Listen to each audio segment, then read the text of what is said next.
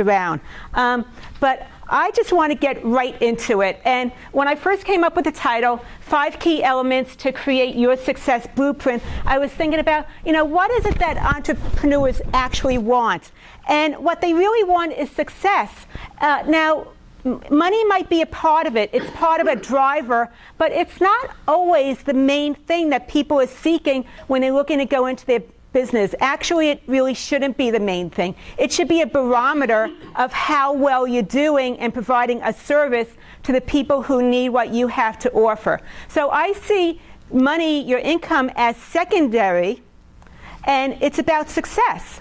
Because if you're able to really provide that extra value, you make a difference in people's lives, they're going to have fulfillment, they're going to spread the word, they're going to become raving fans of yours, and you will have more success in so many different ways that you can't even imagine right now until you've actually been there and done that. Now, the first thing about success is that it begins with a decision.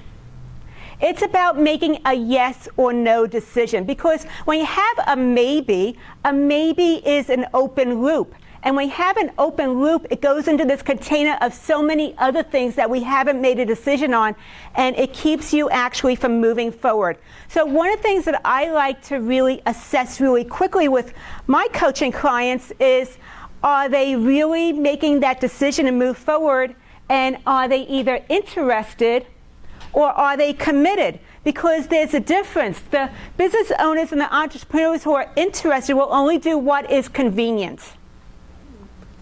The ones who are fully committed, they will do whatever is necessary. I'll give you an analogy of what committed is like. If you have a family member, let's say a little baby, that's in a burning house and the front door was closed, would you just walk away? Absolutely not. You're going to go ahead and see if you can smash through the window, you can climb up to the second floor, you can go around the back. You're going to look for any and every way possible to get in that house, get that baby, and be able to rescue the baby. That is committed. It's not the easy way. It's not about overnight success, because those overnight successes are an illusion. They don't talk about all the hard work that it took to really get to that place of recognition or being an expert, being the go-to person in your community. But I can let you know, whatever your community, whether it's local, here regionally, or whether it's global, you can be a success, but you've got to be fully in with both feet, no excuses, and committed. That is what will take you past that 1-year mark, where so many businesses fall off, and past that 5-year mark, where probably 75% of the businesses have closed their doors by then, or even worse, they've gone back to a job. And if any of you are employed and you love your job, please forgive me. Not everybody is meant to be an entrepreneur, but the people that are, we're wired a little bit differently. We're willing to take some of those risks. So I get you, because I am you. But just know, are you interested or are you committed? Neither one is good or bad. Both are okay. Just be brutally honest with yourself about which one you're in, as opposed to saying, oh, I'm fully committed, but then when you have to do something tough, you're kind of like backing out and making excuses. So about me, how I came to be doing what I'm doing. I am a therapist turned coach. What happened is in 2008, I realized that even though I've been working with my husband, Steve, who is over there, he is my better half. Even though we've been working side by side in our counseling agency, Steve and I own Copia Counseling Services in Ashland as well as Medford since 1997. It was time for me to move out in a different direction. I was looking for something that was going to spark me, that was going to challenge me, that was going to ignite me, and as Stephanie said, put me on fire. And so I began a search. I didn't know what it was that I was looking for, but I knew I was looking for something that would really get me lit up and really spark that passion once again. And from that, what I found is 2 things happened at one time. The first thing is I became a competitive rower at 44 years old.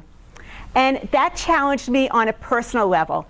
the other part that happened is that I found out about the whole coaching world. I didn't know it. I was a therapist. And I found out about the coaching world, and not only about the coaching world, I found out about the online coaching world. So it was like coaching without walls. I could coach anywhere, and I've had clients as far as New Zealand. So I have had clients from almost all the continents, and it has been really a game changer for me. But I didn't know it existed until I was on the search. I feel like it found me. I was claimed. And I'm sure that some of you feel that about your businesses also. You didn't know you were going to move in this direction, but something claimed you. It's kind of like if you happen to be a woman and all of a sudden your biological clock goes off. It's like you have no choice but to have a baby, you know?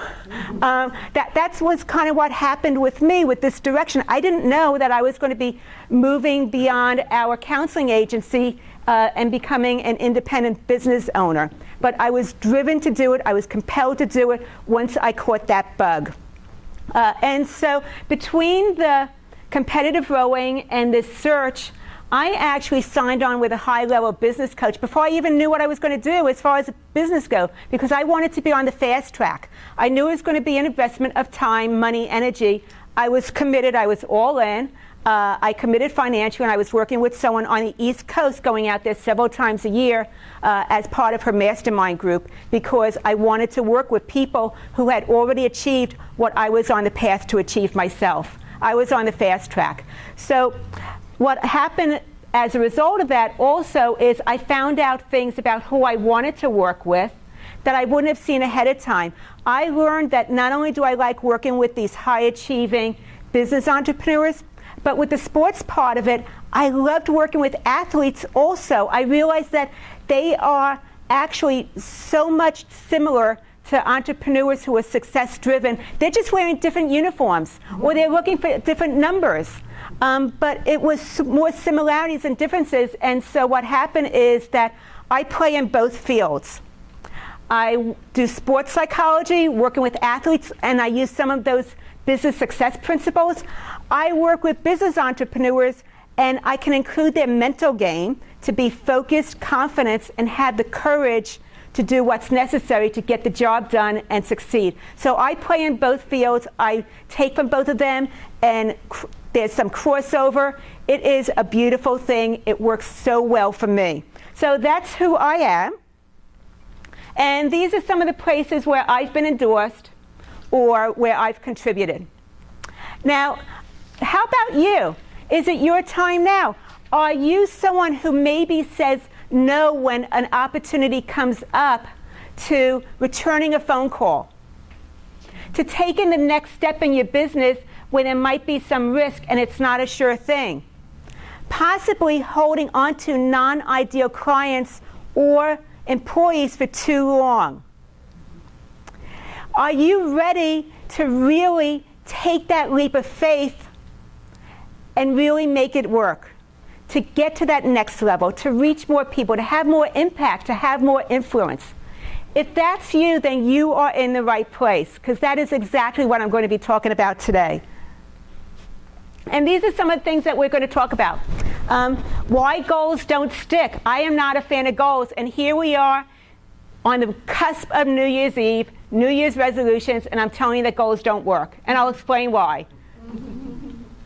Some of the pitfalls to avoid when you think about goal setting. It's part of why business plans don't always work either. They're great things and they work for a certain type of person, but there's a lot of business owners that don't have a business plan. So how can we really work around that so that you really have some idea as to what your path is? That winning mindset. I told you, I borrow from the athletes a lot. This is your sport. This is your competition. I want you to win. And creating a new spin on failure, because if you want to succeed, you have to be open to failure. You're going to probably fail more times than you would like to before you have the thing that comes together and you hit the sweet spot. So that's what we're going to cover today. And I just want to say that there's so many things where we feel we're putting in the effort, we're doing a lot, we're working tons of hours, but we don't feel like we're making the progress given the amount of time and effort that we're putting into our business, especially when you're just starting up. It's a lot of work. It's a long gestation period for some of us to really get the doors open or get that first client or that new customer. So if you feel like you're staying stuck, I just want to say that the tools for success are readily available. They're here through the SBDC at no cost for you. They're readily available online. You can find them virtually or through the library. They are there for you. So what keeps one business owner from going the full distance and another going back to a job happens to be your mindset. What you're willing to do, what you're not willing to do, how you get in your own way, how you have the courage to rise up and do what's uncomfortable. Those are some of the things that affect business owners and either let them take those next steps forward or slow down progress is how we get in our own way. And it happens to me also. I'll just admit, I get in my own way a lot. And I walk my talk because I know that. Because I know how it costs me in time, money, and energy, I invest in my own business coach. So I am constantly working with a business coach because I don't want to be stuck any longer than absolutely necessary when I have questions. Think about it. People come to you for answers. Who do you go to when you have questions? So I go to my business coach. I'm in a mastermind group, which I'll talk a little bit more about later. So dump the SMART goals. Anything that is specific, measurable, achievable, realistic, and time-centered is boring. And I'm not saying that in a cheeky way. It does work for some people, and it works for you. Absolutely keep them. But we're entrepreneurs. Part of us being able to step out on our own is that we are willing to take some type of risk. And risk means that it's not a sure thing. There's things that you're challenging yourself with. You're willing in some ways to step out of your comfort zone. So what happened with SMART goals is they were developed around the 70s for corporate America because they were trying to figure out how to get 2 to 3% more productivity out of their employees. But I'll let you know that for us, 2 to 3%, it goes on a back burner. It's not enough to get you charged up. To really be an entrepreneur means that you want to be charged. This lights you up. You're fully engaged. And when you're doing your gifts, when you're servicing your people and they're getting those results, it is like you could be doing this all day long and you have more energy at the end of the day than when you started. So SMART goals do work for some people. I'd rather you have SMART goals than no goals whatsoever, no vision. But for most people, especially entrepreneurs, they don't keep us engaged, and I'll show you what will be better down the road. So these are some of the reasons why goals don't work.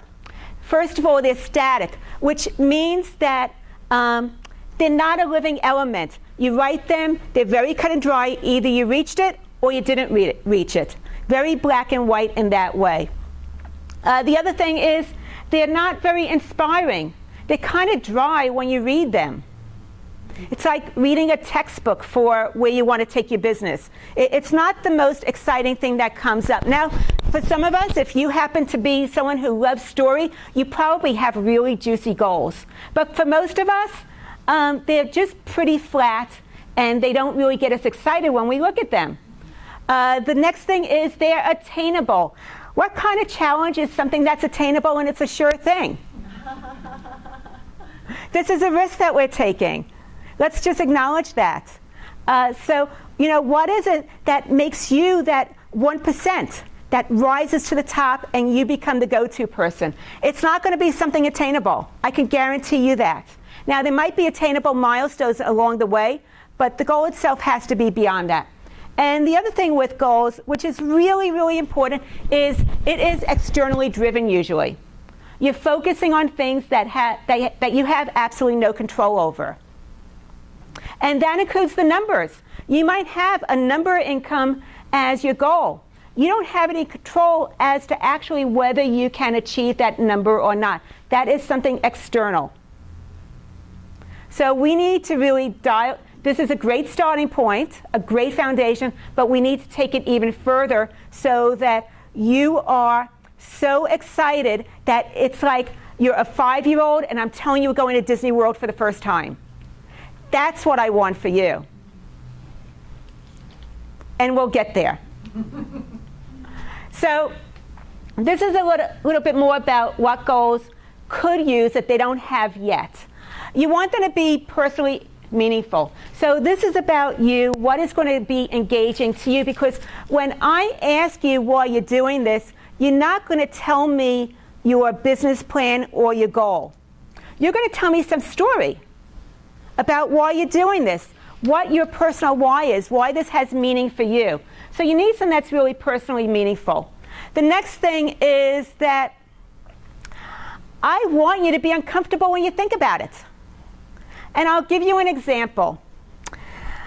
Back in the, I might get my dates wrong, I'm not a history major, but back in the 60s, Kennedy was president.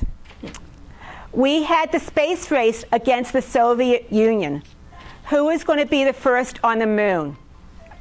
Now, the space race, it was something that took a war-torn country and it united us together. We all were able to stand behind that space race, wanting to be the first on the moon, wanting to plant the U.S. flag on that lunar soil before the Soviets were able to claim it.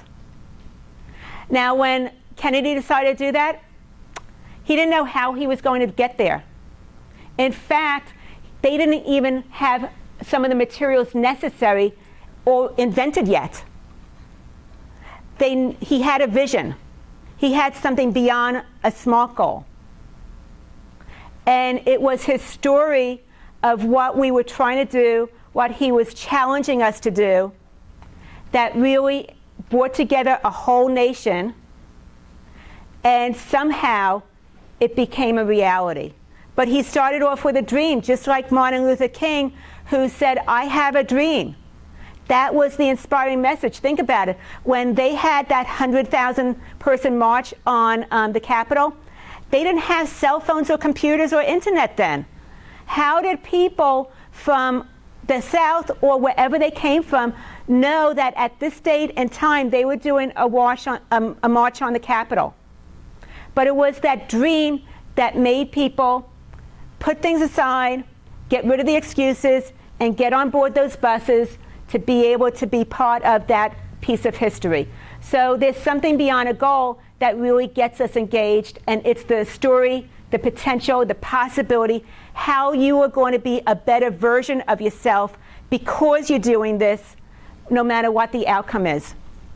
And the other thing is that just like the space race to the moon, you don't know all the steps on what it's going to take right now to be successful just because you haven't been there yet. Now, are all the steps available, or does somebody else know them? Possibly. But you just haven't crossed that bridge yet, so I wouldn't expect you to know all the steps to get there. And that's okay. But the downside is, as entrepreneurs, we tend to be control freaks. Okay, I'm a control freak. And my husband's smiling. I'm doing the best I can, but we tend to be control freaks. We want to know all the steps. We want to know how we're going to go there, but it's counterintuitive to the steps you really need to take to rise up to that bigger version of yourself. There's just some things you don't know yet. I think the industry is calling us control enthusiasts. Okay, nobody said it was PC. Now, if I don't curse, you guys are doing well. You know? So, what's better than a goal? It's a vision. I want you to be able to inspire yourself, just like Kennedy inspired a nation, Martin Luther King inspired change in this nation as well. I want you to really create that story. I want you to know what it is that you're so committed to that end game, and you know exactly what it looks like, that you're willing to stick with it no matter what. Because you have to do it. And whether you achieve it or not, that's not the point. because what you think you're going to do now and what the end result is two different things. I didn't know I was going to go into sports psychology. It came because I started taking a step, one step at a time, and it was being around a group of other like-minded business owners and with my business coach that idea came up. And when that idea came up, it's like, oh my God. It was like the heavens opened up and I had no choice but to do it. So go ahead and find what your vision is and get that going. The other thing is that when you think of your story, it lights up your senses. The great things about stories, the ones we love the best, the ones that are classic, is that you can put yourself right into that story. It's not about what you're watching, it's about you. So what can you do to bring in all of your senses? And I'm not just talking about the visual. What can you do to really bring in every single one of them? And I'll show you a little bit more in just 1 minute after I go through this. So you see yourself achieving it, although you don't know how. When you create your story, when you create that rich, inspiring, vibrant vision, you want it to be in the present tense as if it's already happening right now. And some of you already know what I'm talking about. Some of you are saying, what do you mean? And I'll go ahead and explain that in a moment. But you want it to be rich and in the present tense, because that's what's going to get our brains get it on the map for us. The other thing is that it's not just about the end game. You're going to hit so many different milestones along the way, and because we tend to be high achievers, we tend to be go-getters, we want to be on the fast track. As soon as we hit that milestone, we're just looking at the next thing to accomplish and do. But it is so important that you take a moment, recognize all the effort, energy, angst that got you to where you are here and now, and celebrate it. Acknowledge it, because we tend to minimize, we tend to blow things off. We tend to make excuses for our accomplishments, and you fully deserve to acknowledge the work that got you to that moment in time. The other thing that I want to say that's really important is every now and then, look back to where you started. Because we tend to look forward and we see how much we still need to do, and it feels endless. It does for me also. I'm not satisfied with where I am now. I still have more to grow. I have more to do. I have more people I want to be able to help touch their lives and make a difference for them. But every now and then I need to think about day one when I decided to do this, when I was still working full-time in my job while developing my business coaching practice. And every 6 months, as I was getting more clients, I'd take 1 day away from our job in our counseling agency, and I'd add it to my business coaching practice. But I wasn't willing to sacrifice one income potential for another one that I hadn't grown yet. So I did it very, very slowly and gradually. It took me about 18 months to be able to fully step away from Copia Counseling into the business success solution and the sports psychology. So I didn't just say, I'm closing the door here and opening it over here. And for some of you, that might be what you did because of many circumstances. And that's okay. But for me, I didn't want to compromise my vision because of financial necessity. So I just wanted to go back to the story that lights you up with your vision. This is what you want to do. Just take a moment and think about, what does success look like for you? If you finally, today was your day, you had made, just put your pens down for a moment, go with me. I'm going to take you through a vision of your success. And if you feel comfortable closing your eyes, go ahead and do that. And if not, that's okay too. But just think about it. What is that end game for you? What is that day like that you are going to know that, wow, this is success. I've done it. I've arrived. I am here right now. And just really connect with that for a moment. And now as you're just really thinking about that, go ahead and look around you in your mind's eye, and what do you see around you? And just soak in all those rich, different things that you see around you, people, where you're at, the things that are in the room, that rich, juicy detail. And now let's bring in the hearing. What do you hear? Do you hear somebody maybe celebrating with you, jumping for joy with you? Maybe you hear the cork on a champagne bottle popping. Maybe you hear ka-ching, ka-ching, ka-ching. Whatever that might be for you, what is that you hear? And bring in those auditory senses. How about smell? What do you smell? Do you smell all the sweat that you've put into this? Do you smell a really comforting fragrance because you're in your office and you have your favorite essential oils there? Do you smell maybe someone's perfume or cologne as they're coming over to congratulate you? And then after that, how about taste? Is there maybe a dryness in your mouth? Is there maybe a certain flavor in your mouth from having had that sip of champagne, your favorite sparkling water, in celebration with somebody? And what do you feel yourself touching? Do you feel your feet firmly planted on the floor? Do you maybe feel yourself sitting in your chair in front of your desk? Do you feel that somebody is handing you something which just signifies that success for you, that moment of success? And one last thing, is there maybe some intuition going on in your gut or your heart of, I've done this, but I feel like there's more. I've just started. So go ahead and just take a deep breath, just breathe that in, and if your eyes have been closed, open them up. That's what your vision is.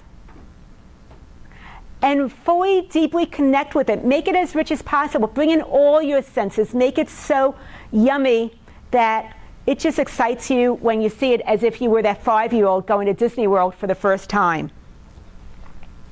So the reason that I do this is because we all have an inner GPS.